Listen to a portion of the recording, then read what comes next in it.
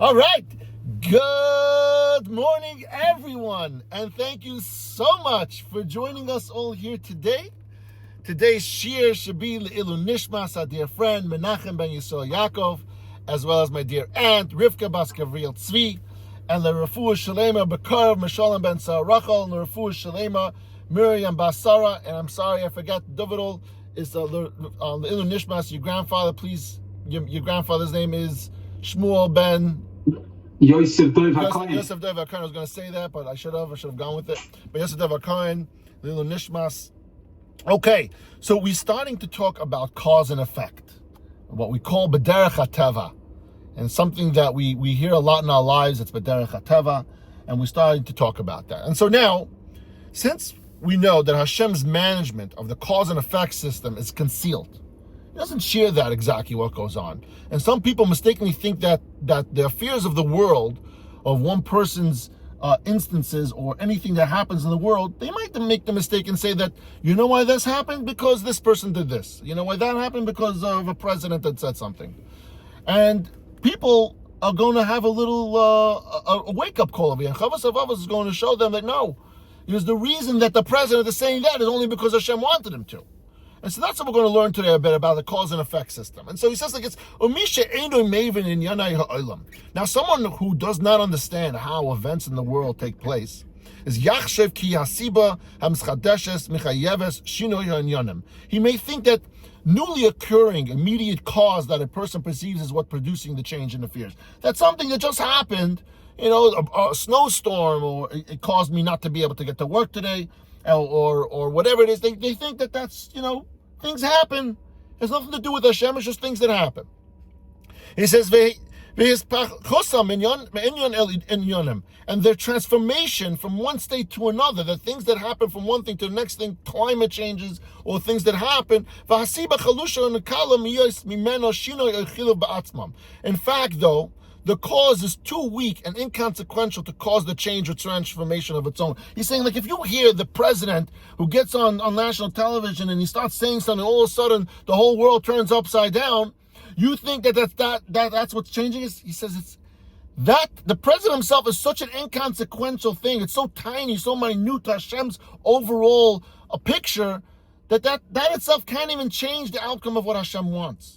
You might think that it's turning over markets and the worlds are turning over and countries are going to war over it. But it's nothing compared to the overall picture of what Hashem wants to happen. It says, this is one of the most beautiful parts of Shaar Habitachon that we learned previously. And we're learning now again, because I think that's where we started last time. Over here is when we started a little bit in the middle of the Chavrusa Shafta Dovidol and Ephraim. And we started talking about that over here you talk about a single wheat kernel that you plant in the ground and can produce many stalks of wheat. They produce about 300 stalks of wheat, and each one of those stalks has a seed to create another 300 stalks. And he says something so insignificant, like a wheat kernel, that's nothing on its own, but how it becomes part of a bigger picture. You can create over the course of a few seasons, you can create an entire field to feed thousands and millions of people around the world, just from one kernel it starts with one kernel. A few seasons later, it's entire fields. He says, and that's Hashem. And each ear certainly 30 kernels or more. He talks about basically the math of it. One kernel has 30. One wheat stalk has 30 kernels, and each one creates another one. So that one kernel, at the beginning, when it was one kernel, it causes 10,000 new kernels, or something like that. He says 10,000 new kernels to become into new stalks, and creates an entire field. It says, can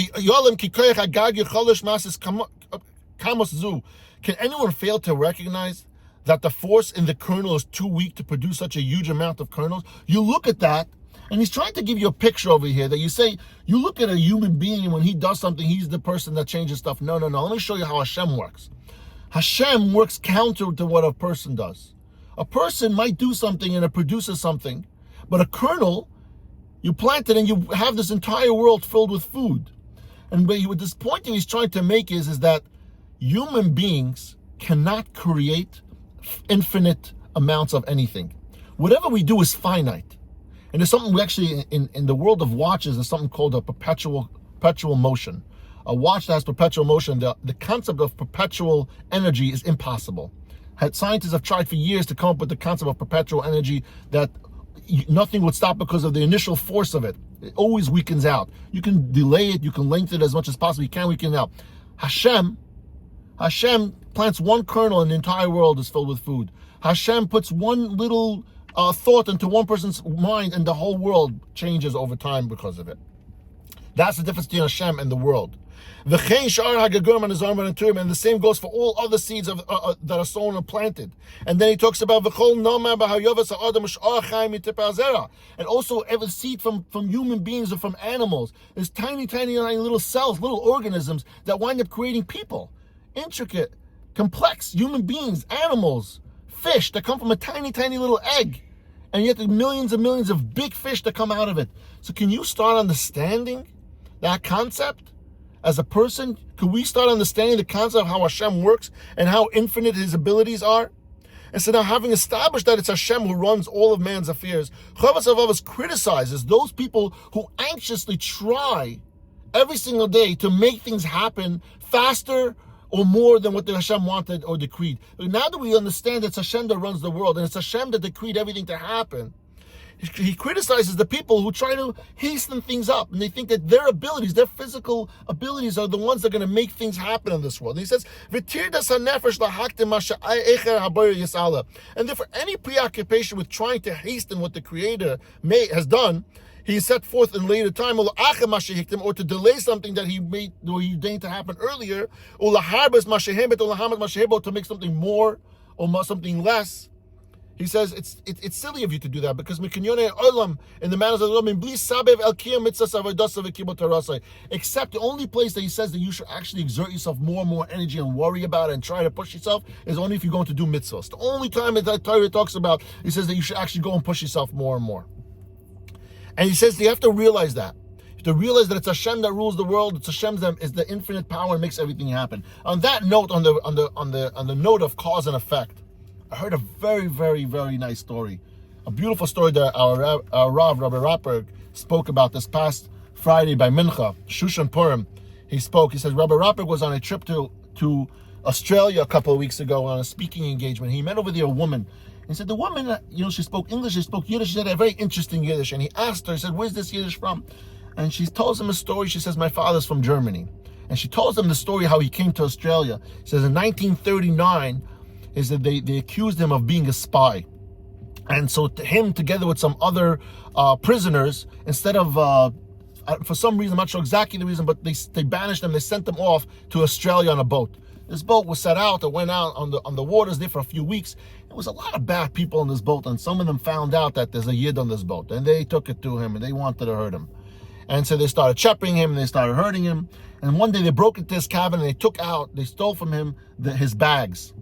And they started harassing him with it, and they threatened to throw it overboard, and he begged them, he pleaded with them, please do not throw this overboard. It's my only belongings I have, my entire life is in those bags.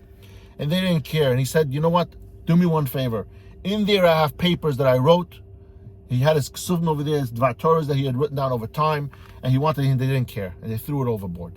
This man, her father, she says the story, her father was distraught. He was so upset by it. And he's like, the only thing, I'm being banished, I'm being sent all the way to Australia, a man alone during the war, I'm left with absolutely nothing. This is what Hashem wanted. And eventually he started a new family, but he never forgot about it. 40 years later, his daughter finds archives in the German war archives. And in the archives, she reads like this. It says there was a submarine or a boat, I'm not sure clear on that one, that was hunting a pedestrian ship that was transferring people, but they believed that it was actually an enemy ship that was being disguised.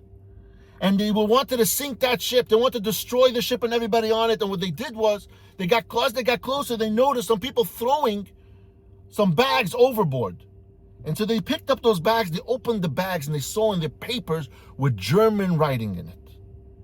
And they said, it must be a friendly ship. It can't be an enemy ship. There's German writings on this. There are Germans on board. And he realized 40 years he worried about, 40 years he was living in such anguish. He was so upset what Hashem did, and he only then did he realize that it was his pekuach nefesh, that was Hashem did for him to make him survive, to make it to Australia alive, that the boat doesn't get sunk, is only because of the papers that he wrote back in Germany. The papers that these Rotzchim beat him up and took it and threw it overboard is the only reason why he actually, as long with the rest of the people on this boat, survived the war. And so we have to realize that something even looks so bad, when you're really in the bottom of the barrel, you're the bottom of the pit, you're going through war, you lost your entire family and every single thing you own besides the shirt on your back, you lose in the ocean, into the abyss, and you feel like you have nothing left to live for. And you realize that exactly was the purpose for Hashem doing that, is to save your life. That it took 40 years for this gentleman to find that out. Ladies and gentlemen, everybody watching this shiur, and for the people who are following us today live on our shiur, we have to start realizing, we spoke about this last week, everything is a nace from Hashem. We don't realize it on a day-to-day basis. We can't account for that. It's impossible. We're human beings. We don't understand this, and we've spoken about this before. We need to understand that we don't understand everything. That's what we need to understand. And when we start realizing that, and we realize that everything is Hashem's calculation, that everything is min hashamayim, and Hashem does this for our own benefit, even though it looks like it's grim and he threw your ksuvim, that all your belongings overboard, but that was because he needed the Germans to see your German writing so he can save your life. Hashem is saving your life and making your life better every single day. Every single day Hashem is showing you love. Whether you could see it with your own human eyes or not, it's Hashem showing you love. Whether it's something that you believe is good or believe is bad, it's Hashem showing his kindness, his eternal love for you and for everybody else in this world. Thank you, everyone, for joining us here today, and I love you all.